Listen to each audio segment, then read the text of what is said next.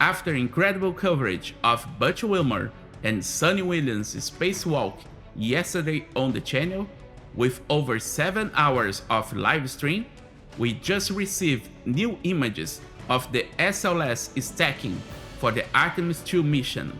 On the penultimate weekend of January 2025, NASA's ground system team completed 70% of the solid rocket booster stacking, including the left center segment, which proudly displays the warm NASA logo.